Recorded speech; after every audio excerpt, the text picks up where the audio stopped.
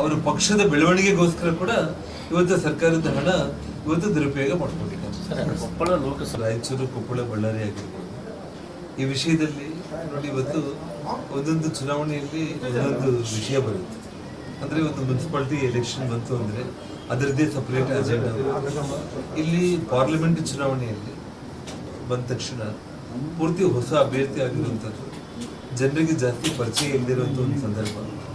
ಮತ್ತು ಅವರು ನಮ್ಮ ಕರಡಿ ಸಂಗಣ್ಣ ಅವ್ರ ವಿಚಾರದಲ್ಲಿ ಹೊರಗಡೆ ಬರಲಿಕ್ಕೆ ಒಂದು ವಾರ 10 ದಿನ ಕರಡಿ ಸಂಗಣ್ಣ ಅವರು ಸಮಯ ತಗೊಂಡು, ಅಂದರೆ ಅವರು ಕ್ಯಾಂಡಿಡೇಟ್ನ ಹೊರಗಡೆ ಬಂದಿದ್ದಂಗೆ ಅವ್ರು ಮುಂದೆ ಬರೀತಾರೆ ಇಲ್ಲ ಅನ್ನೋ ಸಂದಿಗ್ಧದ ಸ್ಥಿತಿಯಲ್ಲಿ ಒಂದು 10 ದಿನ ಸಮಯ ಒಂದು ವೇಸ್ಟ್ ಮಾಡಿರುವಂಥದ್ದು. ಇದೆಲ್ಲದರ ಜೊತೆಗೆ ಕಾರಣ ನಾವು ಹೇಳ್ತಾ ಹೋದರೆ ಸೋಲಿಗೆ ನಾವು 100 ಕಾರಣಗಳು ಹೇಳ್ಬೋದು. ಅದರಲ್ಲೂ ವಿಶೇಷವಾಗಿ ಮಲ್ಲಿಕಾರ್ಜುನ್ ಖರ್ಗೆ ಅವರು ಗುಲ್ಬರ್ಗಾದಲ್ಲಿ ಅವರು ಒಂದೇ ಒಂದು ಮಾತನ್ನು ಹೇಳಿದರು. ಖರ್ಗೆ ಅವರು, ನನ್ನ ಸಾವಿಗೆ ಏನಾದರೂ ಬೆಂಕಿ ಹಚ್ಚೋದಿತ್ತಂದ್ರೆ ಒಂದು ಮೇಣಬತ್ತಿ ತಗೊಂಡು ಬರಲಿ, ಅಥವಾ ನನ್ನ ಮಣ್ಣು ಮಾಡೋದಿತ್ತು ಅಂದರೆ ಒಂದಿಷ್ಟು ಹಿಡಿ ಮಣ್ಣು ತಗೊಂಡು ಬಂದು ನಾನು ಕುಣಿಗೆ ಹಾಕ್ರಿ ಅಂತ ಹೇಳಿ ಮಲ್ಲಿಕಾರ್ಜುನ್ ಖರ್ಗೆ ಅವರು ಅದು ದುಃಖದಲ್ಲಿ ಗದ್ಗದ ಸ್ವರದಲ್ಲಿ ಅವರೇನು ಸಾರ್ವಜನಿಕವಾಗಿ ಹೇಳಿದ್ರು. ಅದಕ್ಕೆ ಸಂಬಂಧಪಟ್ಟ ಜನಾಂಗದವರು ಕೂಡ ಒಂದು ಹೃದಯ ಮಿಡಿತ ನಿಮ್ಗೆ ಗೊತ್ತೇ, ನಮ್ಮ ಜನರ ಒಂದು ಸೆಂಟಿಮೆಂಟ್. ಅಂದರೆ ಲಾಸ್ಟಿಗೆ ನಾವು ಅಧಿಕಾರಕ್ಕೆ ಬಂದರೆ ಕಾಂಗ್ರೆಸ್ ಪಕ್ಷ ಏನು ಮಾಡುತ್ತೆ ಅಂತ ಹೇಳೋದಕ್ಕಿಂತ ಕೂಡ ಅವರು ಸಾವಿನ ಬಗ್ಗೆ ಪ್ರಸ್ತಾಪ ಮಾಡಿರುವಂಥದ್ದು ಕೊನೆಯ ಕ್ಷಣದಲ್ಲಿ ಇದೆಲ್ಲವೂ ಕೂಡ ಲೆಕ್ಕಕ್ಕೆ ಬಂದಿತ್ತು. ಸೊ ಹಾಗಾಗಿ ನಮ್ಮ ಕಲ್ಯಾಣ ಕರ್ನಾಟಕದಲ್ಲಿ ಹಿನ್ನಡೆ ಆಗಿದೆ.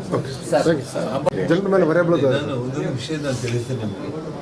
ಎಷ್ಟೇ ನಿಗಮದಲ್ಲಿ ಏನು 187 ಕೋಟಿ ಹಣ ಗುಳು ಮಾಡಿದ್ದಾರೆ. ಇವತ್ತು ಇಡೀ ನಮ್ಮ ಕರ್ನಾಟಕ ರಾಜ್ಯ ಅಲ್ಲ, ಇಡೀ ದೇಶದ ಇತಿಹಾಸದಲ್ಲೇ ಇಂಥ ಒಂದು ದೊಡ್ಡ ಹಗರಣ ಅನ್ನೋದು ಯಾವತ್ತೂ ಕೂಡ ನಡೆದಿಲ್ಲ.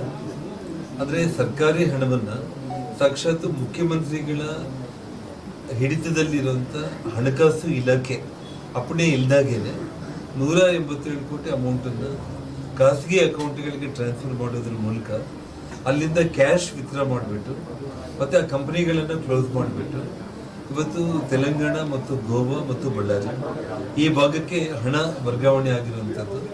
ಮತ್ತು ಬಂಗಾರದ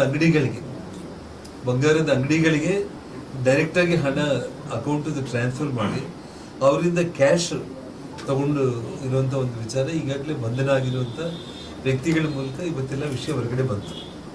ಇವತ್ತು ನಾಗೇಂದ್ರ ಅವರು ರಾಜೀನಾಮೆ ಕೊಟ್ಟಿದ್ದಾರೆ. ನಾಗೇಂದ್ರ ಅವರು ಒಬ್ಬರೇ ಇದರಲ್ಲಿ ಇನ್ವಾಲ್ವ್ ಆಗಿದ್ದಾರೆ ಅನ್ನೋದು ಸುಳ್ಳು. ಯಾಕಂದರೆ ನಾಗೇಂದ್ರ ಅವರು ಇದರಲ್ಲಿ ನೇರವಾಗಿ ಅವರು ಪಾತ್ರಧಾರಿ ಆಗಿದ್ರು ಕೂಡ